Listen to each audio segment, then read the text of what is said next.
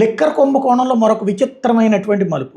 ఆ మధ్యన ఈనాడు రాసుకొచ్చినటువంటి ఒక వార్త ఏంటయ్యా అంటే ఇది దాంట్లో సరైన సాక్ష్యాలు ఇంతవరకు లేవు అన్నటువంటి పాయింట్ని లేదు చాలా కుంభకోణం జరిగిపోయింది, అందుకు అవసరమైనటువంటి ఇష్యూస్లో అత్యంత ముఖ్యమైన వాటిని డాక్యుమెంట్స్ని దాచేశారు, ఏది దాన్ని ఏమంటారు, డేటాని తీసేశారు, ఆధారాలు చెరిపేశారు అంటూ మనం కాదు ఈనాడే కథనాన్ని ఆ రోజున మాట్లాడుకున్నాం. టెరాబైట్స్కి సంబంధించినటువంటి లేపేశారు అది మొత్తం అన్నటువంటిది, దర్యాప్తుకి తీవ్ర ఆటంకం కలిగించేలా ముందుగానే జాగ్రత్తలు తీసేసుకున్నారు అన్నటువంటిది ఈనాడు రాసుకొచ్చినటువంటి వార్త. ఇందులో 3.58 లక్షల బీబీ డేటా మొత్తం ఎగిరిపోయింది, అదంతా తొలగించేశారు అన్నటువంటిది. ఇందులో 1024 MB megabytes, 1 GB gigabytes, 1024 GB అంటే 1 TB టెరాబైటు, 350 TB అంటే 3,58,400 GB, ఒక్కో పేజీ 100 KB కిలోబైట్స్ పరిమాణంలో ఉందనుకుంటే 3.58 లక్షల జీబీ డేటాలో 375 కోట్ల పత్రాలు ఉంటాయని అన్ని పత్రాలు ధ్వంసం అయిపోయినాయి. 27 సంవత్సరాల పాటు నిరంతరాయంగా చూడగలిగే వీడియోల డేటాతో సమానం, అంత మొత్తాన్ని లేపేశారన్నటువంటి కోణంలో రాసుకొచ్చారు. దీని మీదన ఇప్పుడు ఇది మొత్తం ఫేక్, పక్కా ఫేక్ అన్నటువంటి విషయం తేలింది. ఏంటంటే ఆర్టీఐ సమాచార హక్కు చట్టం కిందన ఇదే విషయాన్ని ప్రశ్న వేస్తే ఇట్లా డేటా ఏమన్నా ఎరైజ్ అయ్యిందా అంటే డేటానా అసలు ఎరైజా అట్లాంటిది ఏమీ లేదని సమాచార హక్కు చట్టం కింద ఇచ్చినటువంటి సమాధానంతో స్పష్టమవుతుంది. అంటే ఇంతవరకు ప్రజల్ని పత్రికల ద్వారా మోసం చేసి, ఇప్పుడు ఇది మళ్ళీ రేపు పత్రికలు రాయవు, ఈనాడు జ్యోతి రాయవు అనమాట, సమాచార హక్కు చట్టం కిందన ఈ నిజం బయటపడింది. బట్ ఈ లోపుగా జరగాల్సిన డ్యామేజ్ అయితే జరిగిపోతుంది కదా, క్రియేట్ చేయాల్సిన డ్యామేజ్ అయితే ఇది ఇప్పుడు అంటే అతి పెద్దదైనటువంటి సాక్ష్యం, ఆ సాక్ష్యాన్ని చెరిపేశారు అన్నటువంటి పాయింట్ తీసుకెళ్తున్నటువంటి సందర్భంలో అసలు విషయం ఇది అన్నది ఇప్పుడు బయటపడింది. ఓవరాల్గా పబ్లిక్కి ఏం కావాలనుకుంటున్నారు అంటే ఇదే కావాలనుకుంటున్నారు, అంటే పబ్లిక్కి ఏదో జరిగిపోయింది బట్ వాళ్ళంతా కూడా చెడగొట్టేశారు అన్నటువంటి పాయింట్ని ఇక్కడ ప్రొజెక్ట్ చేసే ప్రయత్నం చేశారన్నమాట.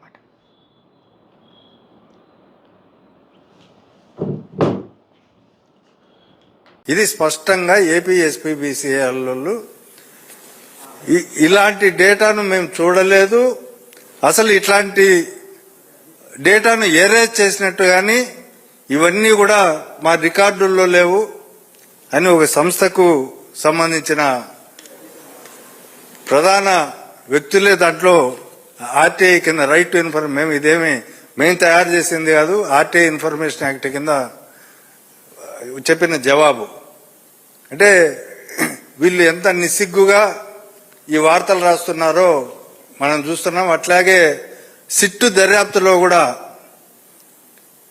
వాళ్ళ దర్యాప్తు తీరు, నిన్న ఛార్జ్షీట్ ఫైల్ చేసిన తీరు, వీటన్నిటిని ఆ రికార్డులన్నీ పరిశీలించిన తర్వాత ఇలాంటి కట్టుకథలను ఆధారం చేసుకొని గాలంతా పోగు చేసి దాంట్లో రాసినట్టే మనకు కనిపిస్తుంది, దాన్ని బేస్ చేసుకునే ఛార్జ్షీట్ ఫైల్ చేసినట్టు ఉంది.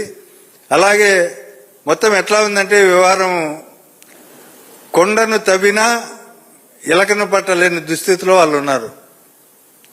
మొత్తం దీన్ని ఏమేమో చేయాలనుకున్నారు, పై స్థాయి వరకు నాయకుల వరకు దీన్ని తీసుకెళ్లి అందరినీ అరెస్ట్ చేసి లోపల పెట్టాలని ఈ పచ్చ మీడియా, పచ్చ పత్రికల సహకారంతో రోజు విషపురాతలు, ఆ టీవీ డిబేట్లు, వీళ్లే న్యాయ నిర్ణేతలు, ట్రయల్ చేసేది వీళ్లే.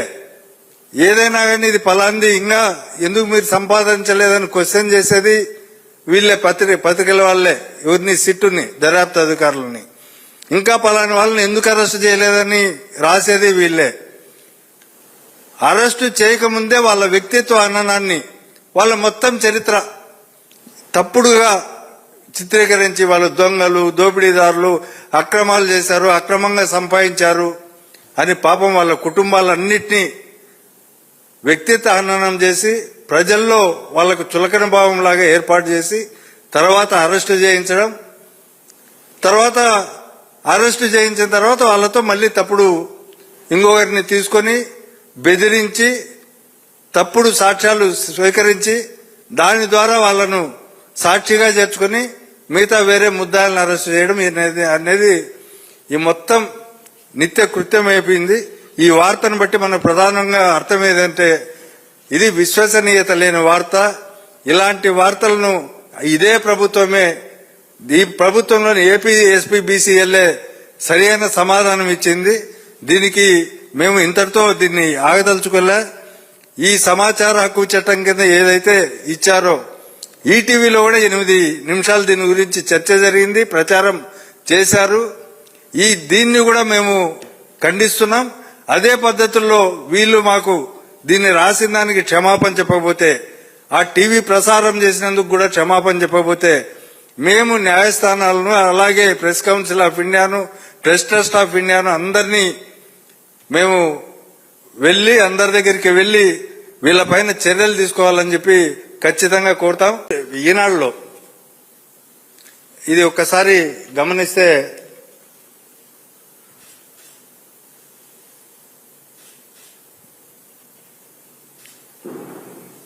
ఎంత దుర్మార్గమైన వార్త అంటే 3.58 లక్షల జీబీల డేటా నాశనం చేసిన వైకా మద్యం ముఠా. ఆ డేటా 375 కోట్ల పేజీలు, రికార్డులు, డాక్యుమెంట్లకు సమానం. ఓ భారీ కుంభకోణంలో ఈ స్థాయి డేటా విధ్వంసం బహుశా దేశ చరిత్రలో ఇదే ప్రథమం.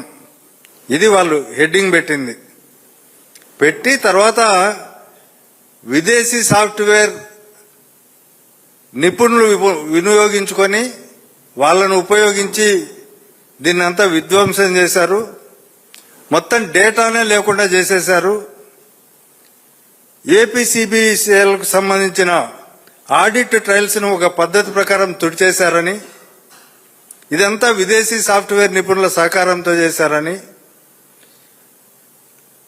అదేవిధంగా డేట్లతో సహా 2020 జూలై 6, అక్టోబర్ 20, 21, సెప్టెంబర్ 1 సహా పలు తేదీల్లో లాగిన్లు, యూసేజ్, లాగ్స్, ఆడిట్ ట్రయల్స్ ను, సిస్టమ్ ఫైల్స్ ను డిలీట్ చేసినట్లు సిట్టు గుర్తించిందని వాళ్లే రాస్తారు. ఇవన్నీ కూడా ఆధారాలు చెరిపేసి తప్పించుకోవాలని, ఈ మద్యం కుంభకోణం నుంచి పారిపోవాలని చూశారు. ఎక్కడ ఎవరికి దొరకకుండా చూడాలని చూశారు. కానీ ఈ ఆధారాల ధ్వంసం వల్ల దర్యాప్తు ప్రక్రియకు భంగం కలిగేలా వాళ్ళు ఎంతగా ప్రయత్నించినా సరే, ఈ డేటా ధ్వంసం చేసినా సరే, చివరకు సిట్ అనే సంస్థ సఫలీకృతమయ్యి ఛార్జ్షీట్ వేయగలిగే స్థాయికి వెళ్ళిందని చెప్పి వాళ్ళే రాస్తారు.